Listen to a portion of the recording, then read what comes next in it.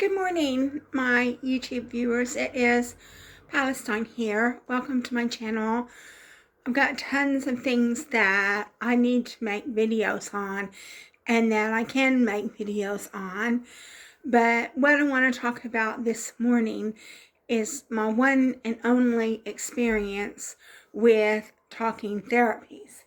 And so basically, I only had one experience of talking therapies, and it was a bad experience. And that's why I wanted to talk about it. And the reason why is because on Monday night, I went to the Depression Expression support meeting, and some individuals were talking about going on to talking therapies. And they were saying how long the waiting list was, that it was really hard to get into talking therapies because you had to go on a really long waiting list. And then one person was saying that he received a letter from Talking Therapies saying they couldn't support him because of his social circumstances. And because he was living between two towns, he wanted to live in one town, but he was staying with his mother. And because he was like staying in two towns, they said that they couldn't help him because of his social circumstances. And so that was completely ridiculous, because talking therapies is telephone based and computer based. So in theory, it shouldn't matter where you live, because you're going to be on a phone or on a computer. And so that's just the information that I've had about heard from other people about talking therapies, is how long the waiting list is and how they don't actually want to support people. And so now that I've told you the experiences that I've heard of other people, I'm going to tell you my experience. This is when I was harassed out of my job at Foster Wheeler, and if you have watched my videos, you'll know what Foster Wheeler did to me. To watch the video on blacklisting and retaliation, that goes into detail about what Foster Wheeler did to me. But anyway, so after I left Foster Wheeler, I got no sympathy. None of my friends didn't support me. I didn't have all the people who were my friends when I was at Foster Wheeler are not my friends now, because they didn't support me. They didn't support me. In fact, they sided with Foster Wheeler. So that should tell you what kind of friends they were. And they didn't want to hear it. They weren't interested. They just were interested in having a good time, and they weren't interested in my problems. So they weren't real friends anyway. And then, so I went to this course about getting a job, and it was at a charity, and it wasn't far from where I lived. And I think most of these charities helping people get a job are not in existence anymore. It was Grafton's Valley, because they've lost funding. Because if you want to watch my video about I'm so glad reform was voted out of my town, that talks a little bit about austerity. So we've been living in austerity since sometime around 2008, when they had the subprime mortgage crisis. And so we've been living in austerity since then, because it was David Cameron's vision that, we keep paying our taxes, we keep giving the government money, but the government doesn't provide us any services. And so basically, these services that the government traditionally had been providing are going to be provided by charities. And then basically, the councils were going to no longer receive funding from the government. And since the councils are no longer receiving funding from the government, they have to generate their own income. And they can generate, some of the ways that they can generate their own income is to raise council tax, which they do, and buy property and invest in property and like maybe rent that property out.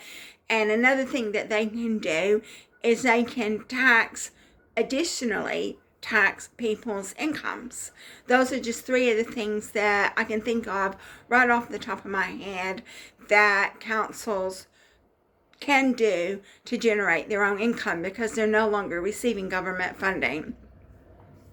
So because this was under the vision of David Cameron's austerity, and we're still living in austerity. We've been living in austerity since probably around 2008. I'm not sure exactly the year, but it was around the subprime mortgage crisis when David Cameron and Nick Clegg from the Liberal Democrats formed a coalition.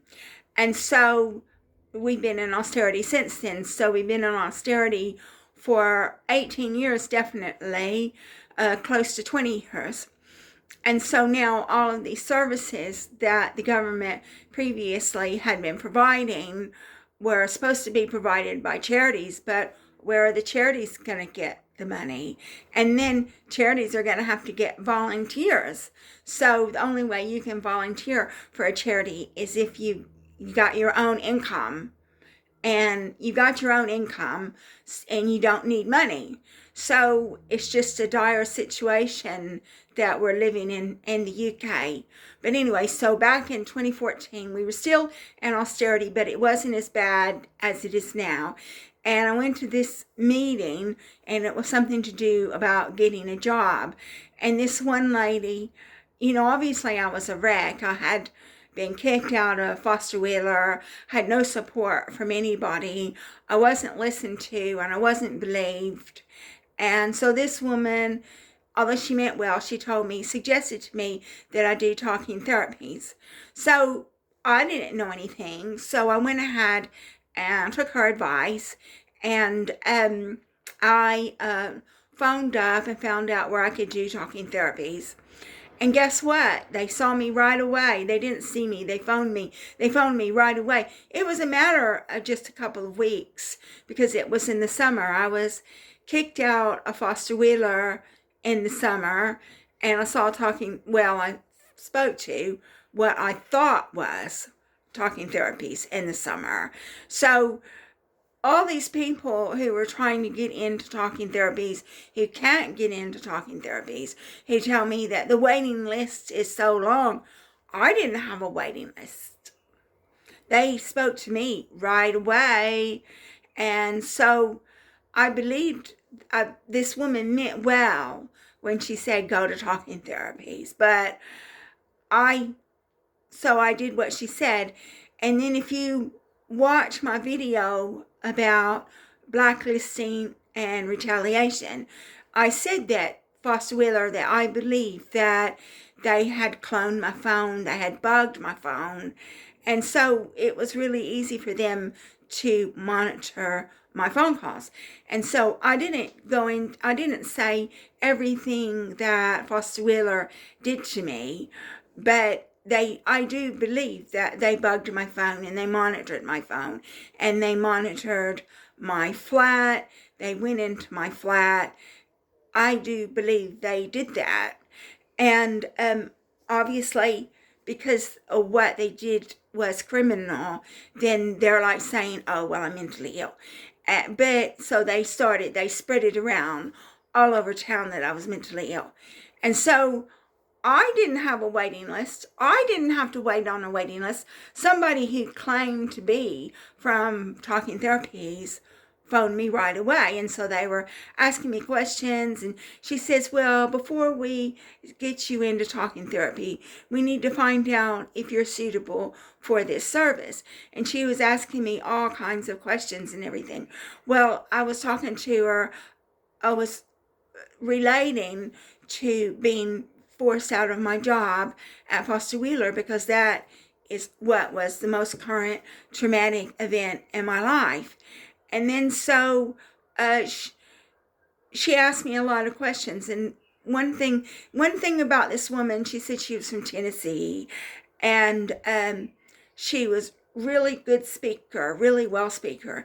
And if you gone to any doctor's appointment in the medical system in the UK, you're going to know that these people aren't necessarily well speakers. I mean, they might be quite qualified in what they do, but they're not necessarily well speakers. But this woman spoke really well, and then she got me to confess that I had negative feelings for this guy that I had befriended at Foster Wheeler. She got me to confess that. And, obviously, because he'd betrayed me, everybody at Foster Wheeler betrayed me. Even the people who I thought were my friends betrayed me. And I never heard from them again. After I left the company, I never heard from them again, except that one guy that betrayed me. He wrote me one card. And basically, because she got me to admit that I had negative feelings for this guy that betrayed me, she asked me, she said, do you have any rituals to keep from harming people? I was totally shocked that she would ask me a question like that, because I was the victim of a crime. I am the victim of a crime. And I was being treated like I was the criminal. And I said, no, I don't have any rituals to keep from harming people. But the simple fact that she would ask me a question like that is horrendous, because I contacted what I thought was talking therapies, because I was so traumatized by what had been done to me at Foster Wheeler. I was the victim of a crime, and she was trying to make out like I was a criminal. And then she said, well, I'm sorry. I think I had 2 phone calls with her. And she said, well, I'm sorry, but I can't help you anymore. You are very seriously mentally ill, and I'm going to be putting you in touch with the crisis team. And then so basically what happened was I didn't hear from Talking Therapies anymore, or what I thought was Talking Therapies. In hindsight, I'm not sure that I actually was talking to Talking Therapies, because I can't imagine that somebody from Talking Therapies would ask me all the intrusive questions that this woman asked me. And I didn't have to wait in a waiting list. Everybody else that I spoke to who wants to go to Talking Therapies has a waiting list. I didn't have to wait in a waiting list. They phoned me up right away within a week or two. Within a week or two, they phoned me up. There was no waiting list. And then the lady was a real smooth talker, and sort of like not the type of demeanor that you would get from somebody who was working in a regular health environment. Somebody working in a regular health environment might very well be good at their job, and might very well know their job, but they might not be a smooth talker. And so this woman was a smooth talker.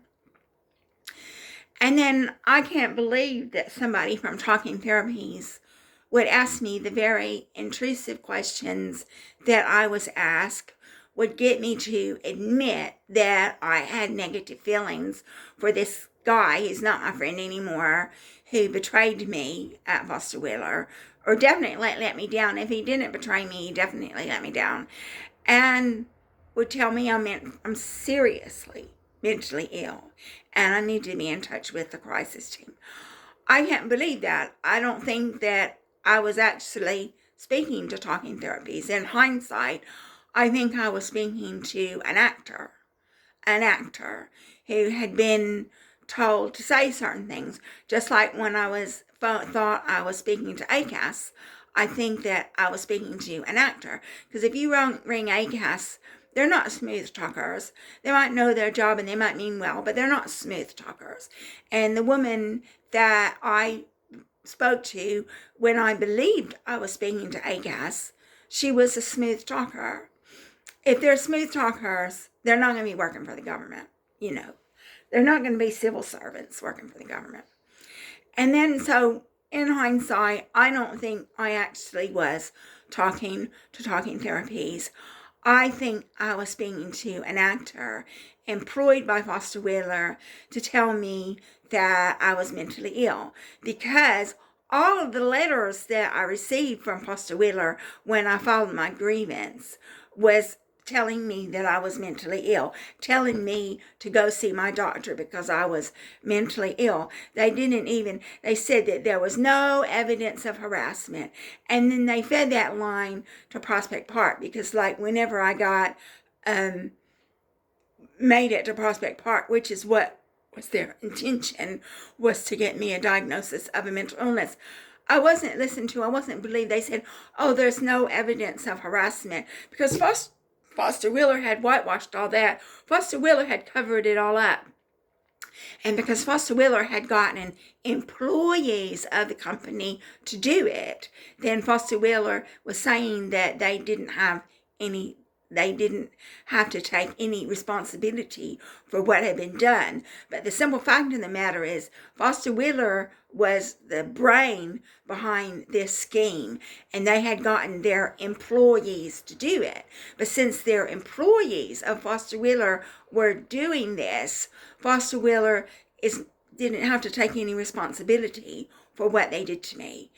And so I do, in hindsight, I'm very suspicious about whether or not I was actually talking therapies, because I didn't have to go on a waiting list. They spoke to me right away. And I just don't believe that somebody talking to me on the phone would say to me that I'm very seriously mentally ill.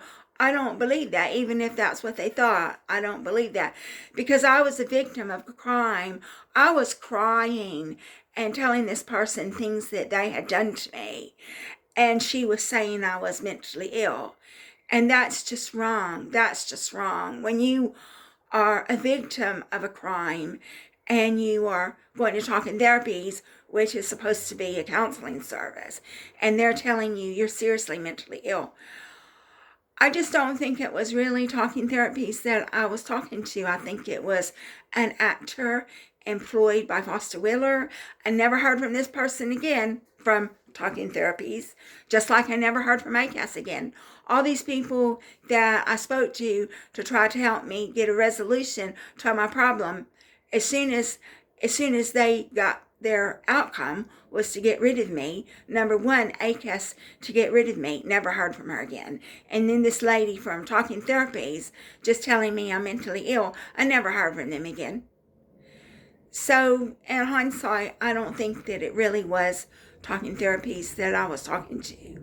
But I'm not going to apply. I'm not going to sign up for talking therapies, because when I found out, being in Prospect Park, which was the mental hospital, I wasn't listened to, and I wasn't believed, and I was given a really way out diagnosis, which is what Foster Wheeler wanted. Foster Wheeler wanted me to have a diagnosis of a mental illness so they could say, look, see, she's crazy. All the things that she's saying aren't true. So I think I'm going to go ahead and conclude my video, because I've told you what I wanted to tell you about my very negative experience with what I believe to be talking therapies. I don't believe it was talking therapies now. I believe it was an actor employed by Foster Wheeler. And also briefly touched upon ACAS. I don't believe that I actually talked to ACAS when I was harassed out of Foster Wheeler. I think it was an actor, because I never heard from talking therapies again. I never heard from ACAS again. I think Foster Wheeler was a criminal organization that had lots of medical professionals on their payroll who they could bribe. And I don't think it was actually talking therapies that I was speaking to, but I'm not going to contact talking therapies. I don't want to get their help. And from what I've heard on Monday night, there was this one guy telling me that talking therapies wouldn't help him because of his social situation. And so he said that he's just going to take the spiritual route, and that's probably a good idea. So I think that concludes this video. I've discussed everything that I want to discuss and then some. So if you like my video, please like and subscribe. Thank you so much for watching my video. It means a lot to me that you take a lot of interest in my life, as pathetic as it may be.